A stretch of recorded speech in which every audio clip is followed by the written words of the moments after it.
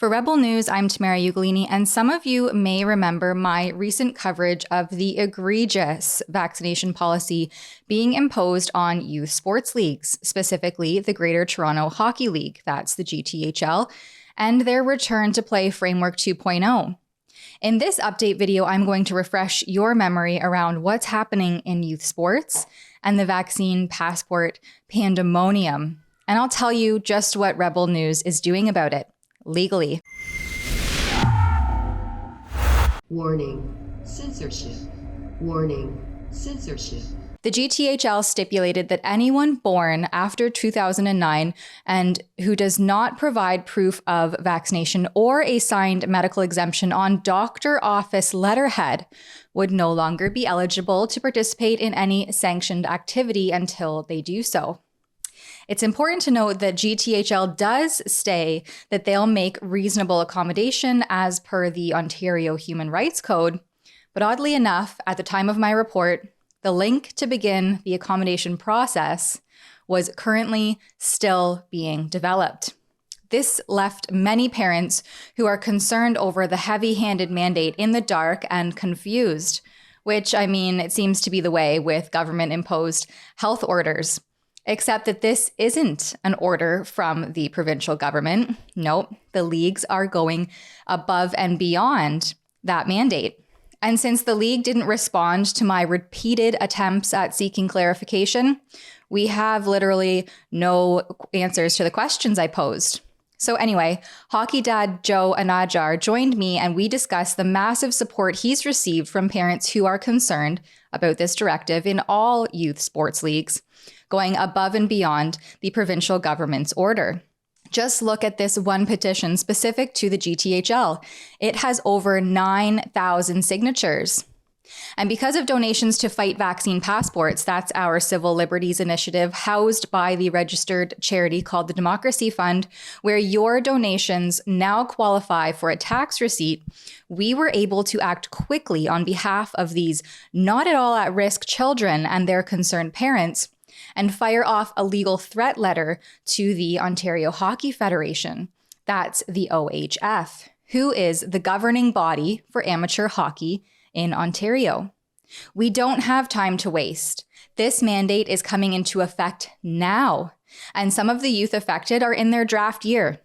We can't wait months for court filings. We have to act now.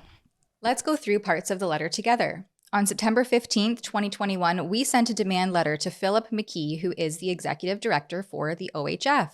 Now, it's 6 pages total, so I'm going to highlight the most important parts, but we have made this letter available for your viewing in the description below.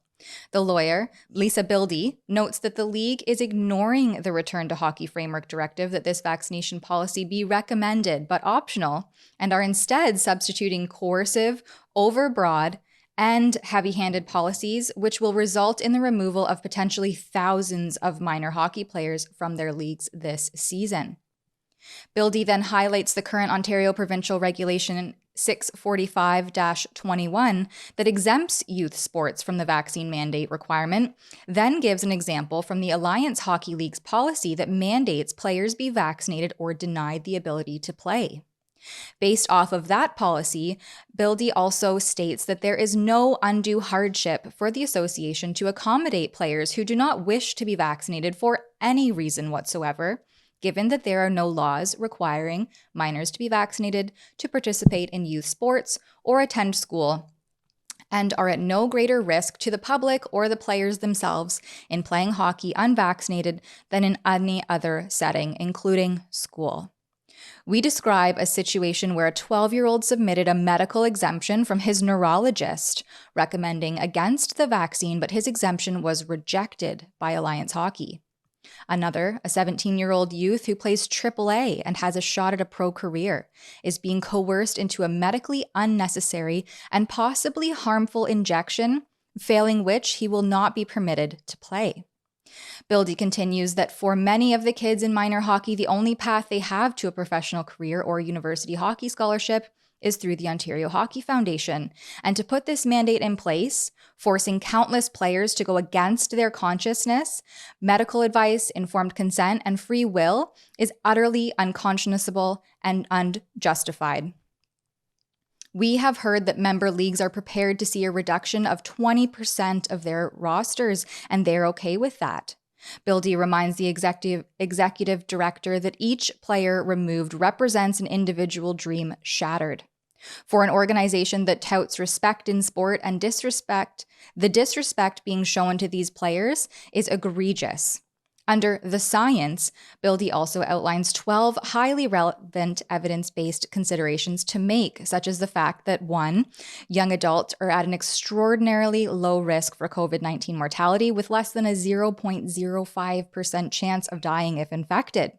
Number 2, through the 19 months that COVID-19 has been with us, only 5 children and youth under the age of 20 have died from or with COVID-19 in the entire province of Ontario, and it is likely that they already suffered serious comorbidities. We'll jump to number 5. The COVID-19 vaccines do not prevent people from getting COVID-19, nor do they prevent people from spreading COVID-19. They have been specifically touted by drug companies as helping to significantly reduce the severity of COVID-19 symptoms. But both the vaccinated and unvaccinated can still become infected and spread COVID-19 to others. Number 6, research from a pro-vaccine professor of viral immunology indicates that the mRNA vaccines do not necessarily remain at the injection site. Once injected, the vaccine contents can travel extensively throughout the body to the brain and other sensitive tissues, such as bone marrow, spleen, liver, adrenal glands, ovaries, etc. Long-term impact on fertility would not become apparent until attempting to have children. Number 7, on April 26, 2021, Health Canada announced that it was placing a warning label on the Johnson & Johnson vaccine due to reports of blood clotting following vaccination. Number 8, on June 30th, 2021, Health Canada announced that it was placing a warning label on the Pfizer and Moderna vaccines due to reports of myocarditis and pericarditis following vaccination.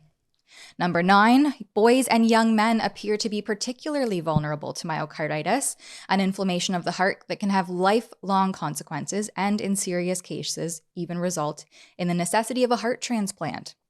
Although a rare side effect, studies are showing that, given the amount of risk this demographic has from COVID-19 itself, the risks of myocarditis are 4 to 6 times higher than the risk of severe outcomes from COVID-19.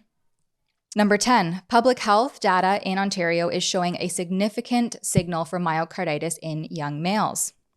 There's more, but we can't go through it all here. You can read it for yourself.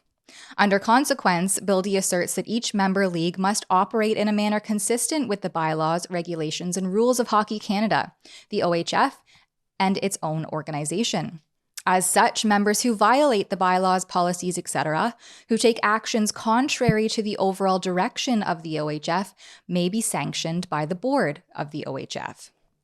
And in the underlined font, they're asking that the board of the OHF immediately take steps to sanction any member that does not implement a voluntary policy in keeping with the OHF policy. In closing, Bill D asked the officials to ask themselves whether your organization wishes to be liable for the harms caused to young, healthy players by mandatory vaccinations as a result of your failure to ensure compliance with your voluntary vaccination policy. The deadline for vaccine proof to be submitted is only a days away, and your prompt response is essential.